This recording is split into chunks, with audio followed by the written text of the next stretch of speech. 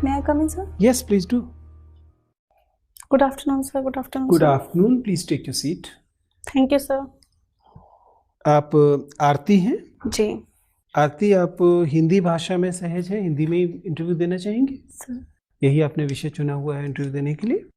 माध्यम आरती, आपने शायद महसूस किया होगा कि हम तमाम कोविड सावधानियों को बरतने की कोशिश कर रहे हैं जी और बाकी सावधानियों के अलावा इसी वजह से आपकी कुर्सी पर्याप्त दूरी पर लगाई गई है और जी। इस कमरे में मौजूद किसी भी व्यक्ति से आप पर्याप्त दूरी पर हैं ताकि आप सुरक्षित महसूस करें और सहज महसूस करें।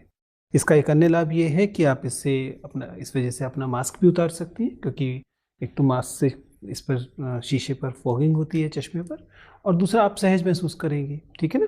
तो आप उतार लीजिए मास्क अगर आप चाहें तो। जी सर। आपको स्वयं तो किसी किस्म के कोई लक्षण नहीं है? No sir. ठीक है, तो आरती मेरे ख्याल से हम बातचीत शुरू कर सकते हैं। अब बिना नाम को दोहराए हुए, बिना अपनी जाति, धर्म, समुदाय या क्षेत्र का कोई उल्लेख किए हुए आप अपना परिचय दीजिए। सर, मैं रायबरेली जिले की रहने वाली हूँ। वर्तमान में मैं बेसिक शिक्षा परिषद के उच्च प्राथमिक विद्यालय में सहायक अध्यापिका के पद पर कार्यरत हूँ और सिविल सेवा परीक्षाओं की तैयारी कर रही हूँ। गुड। आपने अपनी पढ़ाई लिखाई कहाँ से की? आपकी शौक क्या है? सर, रायबरेली से मेरी सारी पढ़ाई हुई है। क्या बीएड मैंने आपने कौन कौन सी डिग्रियां हासिल की हैं? सर, मैंने बीएड किया है, एमएससी किया है और बीटीसी। अच्छा, आपने बीए नहीं किया? मतलब मैंने बीएससी के बाद एमएससी किया। पहले आपने बीएससी किया, फिर एमएससी किया, बीएड किया, बीटीसी भी किया। जी ओके।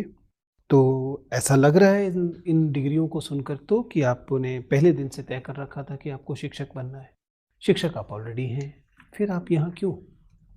आप किस सर, पद के लिए आवेदन किया है आपने? सर मेरा सीनियर लेक्चरर डाइट वाला जो ग्रुप है, सेकंड नंबर उसमें है। और इन सेवाओं में आने का मन मेरा आपने तभी केवल एक ही वरीयता रखी नहीं है? सर, एक्चुअली मैं ग्रुपिंग पहले से कर रखी है प्री के रिजल्ट के टाइम से ही। हाँ। तो इसलिए मेरा उसी ग्रुप में नाम है। तो आपका जो इस समय आप हमारे यहाँ पर साक्षात्कार के लिए उपस्थित हैं, वो मूलतः जो डाइट होते हैं उनमें लेक्चरर के पद के लिए है। जी, आप जी। जो सीनियर सामान्य लेक्चरर। हाँ, जो सामान्य पद होते हैं उनके लिए आप नहीं है। जी, ठीक है ना? जी। ठीक है। और शिक्षा शास्त्र आपका विषय है, तो स्वाभाविक है कि आपको शिक्षा तो अच्छे से आपने पढ़ा ही होगा, शिक्षा नीति पढ़ी होगी। शिक्षा नीति पे तो सर आपसे पूछेंगे।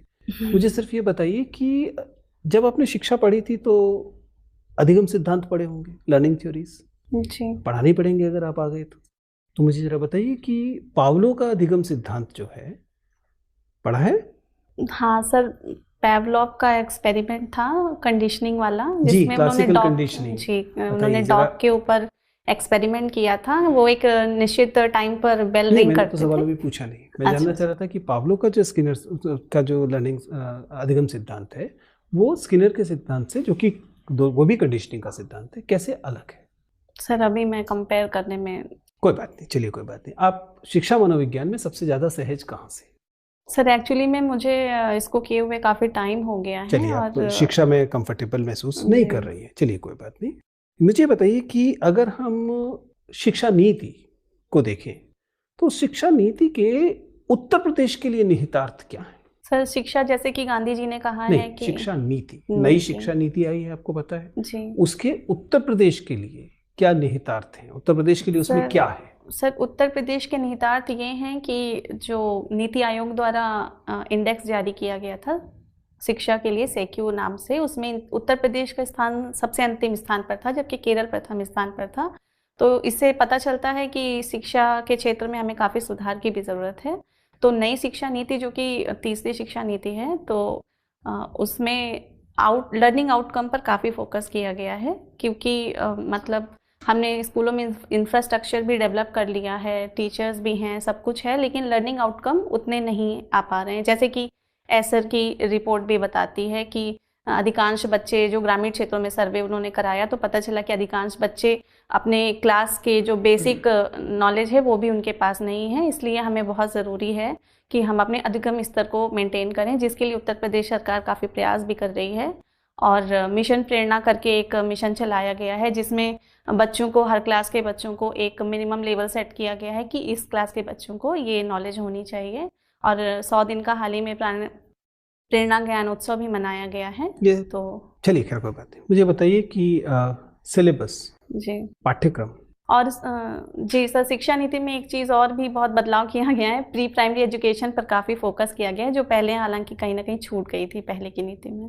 मैं जानना चाह रहा था कि पाठ्यक्रम, जी सिलेबस और पाठ्यचर्या, करिकुलम, क्या अंतर है?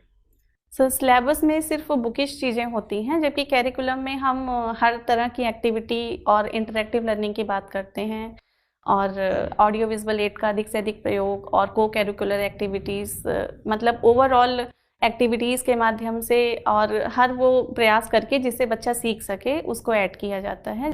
ठीक है आरती जी, आपसे बात करके हम लोगों को बहुत अच्छा लगा। आपको इंटरव्यू समाप्त होता है, आप जा सकती हैं। Thank you sir. जी आरती जी, आइए, take your seat. Thank you sir. जो हताशा होती है बेरोजगारी की, वो आप पर नहीं है। इससे फायदा ये होता है कि तनाव नहीं आता, आप हताश नहीं दिखाई देती, फ्रस्ट्रेशन नहीं दिखाई देती और डेस्परेशन नहीं दिखाई देता, जो कि पॉजिटिव है। गोल्डन प्रिंसिपल है, ठीक है ना? अगर आप बोल रही हैं, बोर्ड मेंबर बीच में बोलने लगता है तो रुक जाइए, ठीक है? बोर्ड मेंबर बोल रहा है तो सर पहले मुझे रुककर लगा था कि इंतजार कीजिए। मैं पूरी बात अपनी नहीं कह एग्जैक्टली, यही मैंने दूसरी बात ली। आप एक प्रश्न के उत्तर को दूसरे प्रश्न के उत्तर में कंटिन्यू करने की जिद दिखाते हैं, वही छोड़ देता है। अगर मान लीजिए बोर्ड मेंबर ने आपको इंटरप्ट कर दिया या आपने रोक दिया और वो बात खत्म हो गई, अगला प्रश्न आ गया, आपको अचानक पहले प्रश्न का उत्तर का कुछ हिस्सा याद आया, तो उसे बात बताना वापस नहीं। लेके आई। या फिर कभी बहुत ही जरूरी बिंदु कोई छूट गया है, जी। तो जब ये प्रश्न खत्म हो जाएगा तब आप विशेष तौर पे कह सकते हैं, सर पिछले प्रश्न के उसमें मैं ये जोड़ना चाहती हूँ।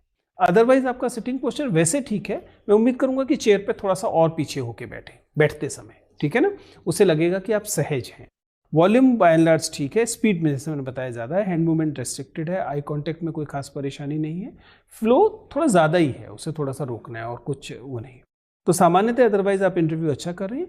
लिसनिंग एकमात्र ऐसी चीज़ है जिसे आप और इम्प्रूव कर सकती हैं, ठीक है ना? तैयारी के विषय में मैं अलग से नहीं बोल रहा हूँ, पहले ही बताया, क्योंकि जाहिर है कि आपका तुरंत इंटरव्यू है, तो जितना समय आपके पास है उसका बेस्ट इस्तेमाल कीजिए। लिसनिंग का मतलब होता है पहले ध्यान से पूरा प्रश्न सुने और फिर तकरीबन 1 सेकंड 1.5 सेकंड लें, चाहे आपको उसका उत्तर आता हो तब भी। बाकी चीज़ें आप ठीक कर रहे हैं, I am sure you will do very